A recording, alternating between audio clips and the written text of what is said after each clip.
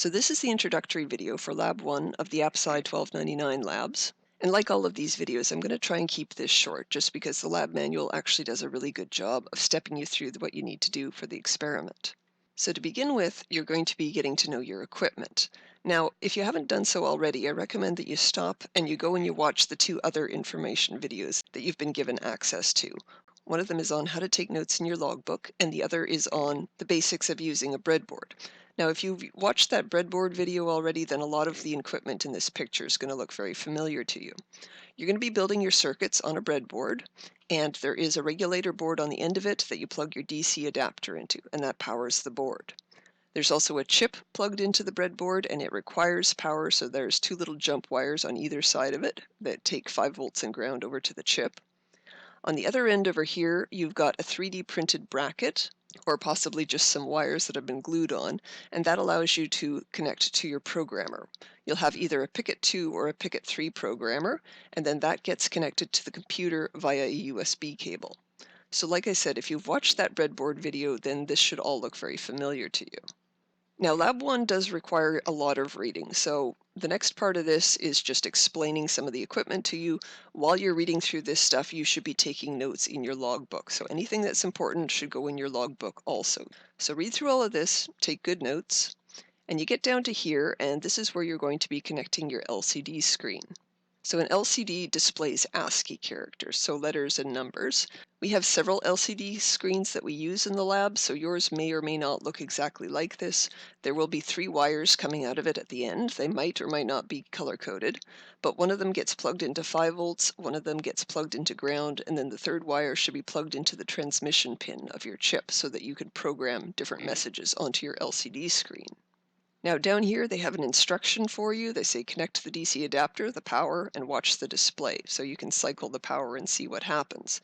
Now whenever the manual gives you a little instruction like this, you shouldn't interpret that to be just some passive thing that you do and you experience and then you move on. You should be taking notes. So when it says connect the DC adapter and watch the display, make a note about what you did and make a note about what you saw. So it should all get recorded in your logbook. Moving down, here it explains how your LCD and your chip are talking to each other. This is all really important stuff, so read it carefully, take really good notes on this. It's all very valuable information.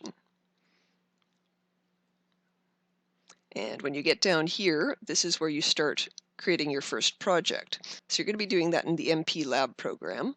But to begin with, they have you set up your file structure on your own personal flash drive. And by the way, you should put all of your files on your own flash drive so you can work both at home or at school, and so that you can be sure that nothing happens to your files because it's not being stored on a public computer.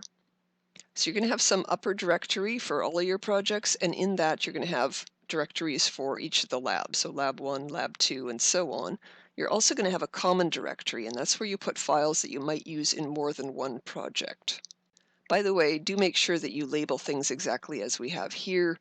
This is because we give you pieces of code throughout the semester, and we assume that you labeled your directories this way. So for example, if you had a lowercase l or a space in here that we didn't have, then you might get syntax errors later. So coming down here, the next thing you're going to be doing is opening up the MP Lab program and actually starting to create a project. Now, the way in which you do that is all outlined in Appendix B, so you need to jump over to Appendix B at this point and read through that. Keep taking notes in Appendix B, so it doesn't matter whether you're reading the lab or one of the appendices. Take good notes as you go along. And Appendix B is a nice complete explanation of how you create a project, including screen captures. And I recommend that when you're done, sort of assemble a little bullet list for yourself about how to create a project, and then put that in the back of your logbook as your own appendix.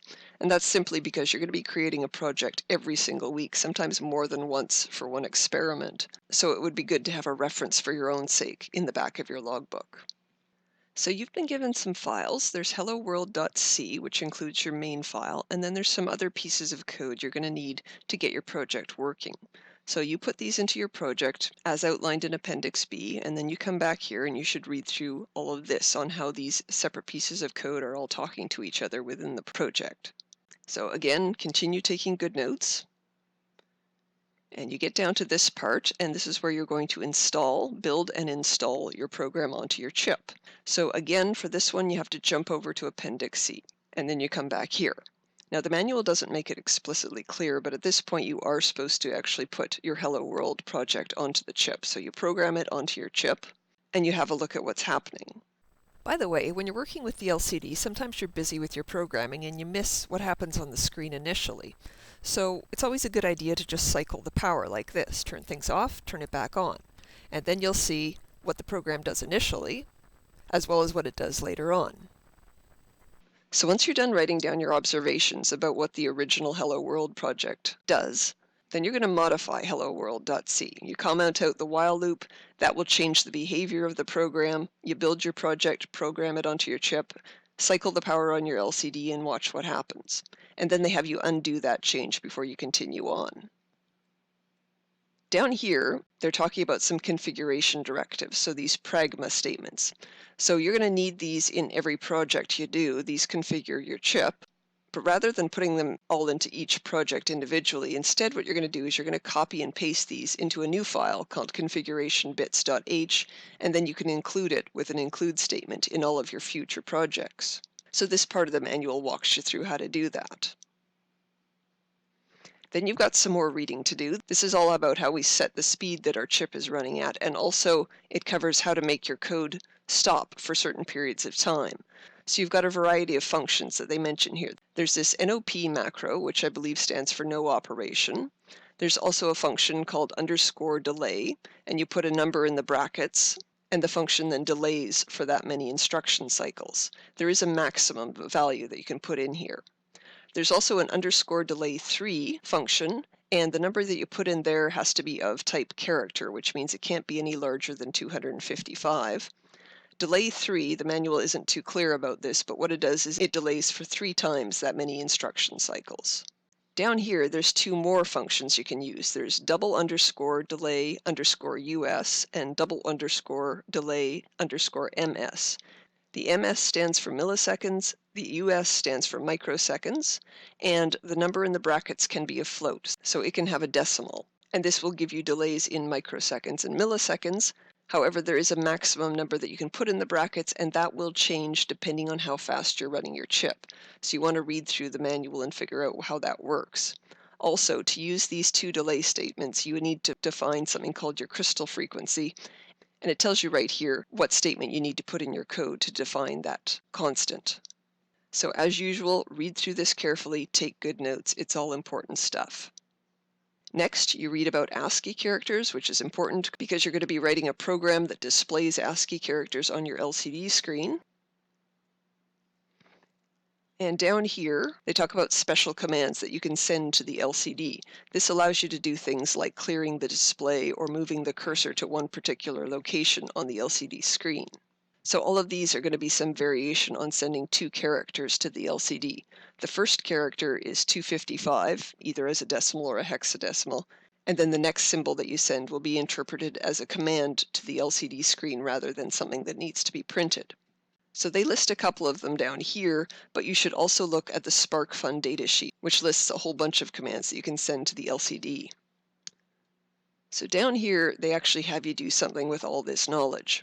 You're going to make a copy of Hello World, and you're going to rename it Ascii.c. And then you make a new project, and you're going to change your code such that you're going to display all of the Ascii characters from 33 to 123 on your LCD screen.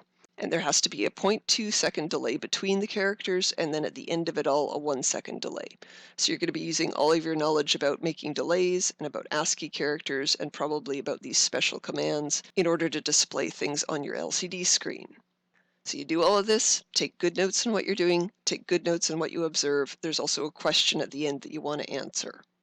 And coming down here, then they have you change your Ascii.c program such that you're still displaying all of those same characters with the same timing delays between them, but you're going to display them in 3 different ways. It'll be as an integer, as a hexadecimal, and as a character, and you'll also be displaying them on the second line of your LCD screen. And then at the very end here, you're going to be making a library of all of the special commands that you can send to your LCD screen. So you want to refer to the SparkFun LCD datasheet and find all of those commands, and then you write your own functions. So rather than having to remember something complicated like this printf statement, you would instead have your own function called something easy to remember like LCD clear display that you could call when you need to send a special function to the LCD.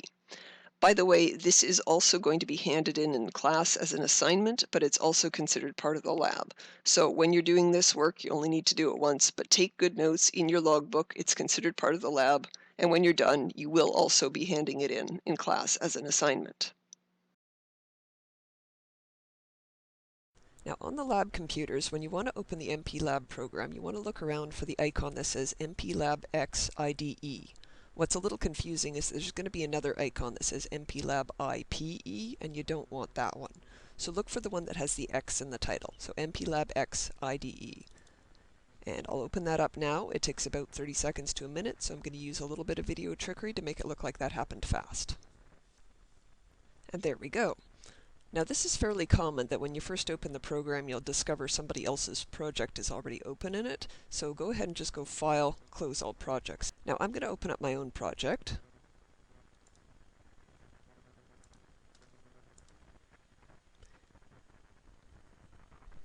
And now that's open. Down here there's some warnings that we don't really need to pay attention to. They're just warning me that I've got spaces in my file path name. Now I'm going to do a build on this, so I'm going to click this button right here. That's going to attempt to build the project and then program it onto my chip. So I do that now. And down here in this window you're going to see some warning messages. Now the ones that are black, they're just warning me of certain configurations that we didn't set, and they're again not important. But if you see one in blue, that's an issue. So we're going to see a few of these. And my build has failed. So let's go have a look at those blue error messages.